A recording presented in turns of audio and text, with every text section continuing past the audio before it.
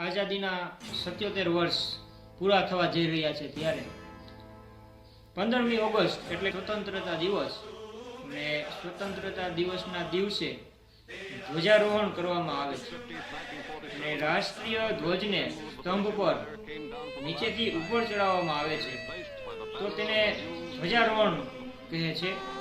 જ્યારે 26મી જાન્યુઆરી હોય છે ત્યારે આપણે ધ્વજ ફરકાવતા હોઈએ છીએ એટલે 15મી ઓગસ્ટ છે તે દિવસે ધ્વજારોહણ કરવામાં આવે છે અને 26મી જાન્યુઆરીના દિવસે ધ્વજ ફરકાવવામાં આવે છે। આ બંનેમાં થોડોક તફાવત છે।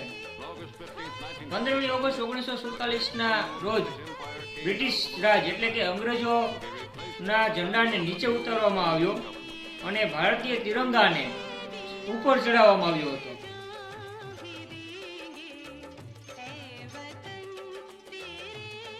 પ્રજાસત્તાક દિવસ અને ગણતંત્ર દિવસ એટલે કે 26મી જાન્યુઆરી 26મી જાન્યુઆરી એ ભારતીય રાષ્ટ્રીય તહેવાર છે અને 26મી જાન્યુઆરી 1950ના રોજ ભારતીય બંધારણ અમલમાં આવ્યું હતું।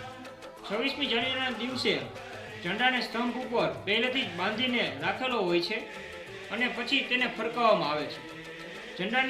ઝંડાની સાથે પુષ્પો પણ બાંધેલા હોય છે જેથી આપણે ઝંડો ફરકાવીએ ત્યારે પુષ્પ વર્ષા પણ થાય છે।